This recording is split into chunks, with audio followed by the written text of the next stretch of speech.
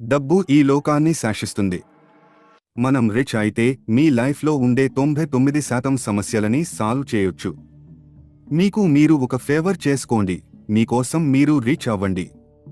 డబ్బు ఎంత సంపాదించాలంటే లైఫ్లో ప్రతి ఒక్కటి చిన్నగా కనిపించాలి. ద సైకాలజీ ఆఫ్ మనీ బుక్లోని కీలక అంశాలు. 1.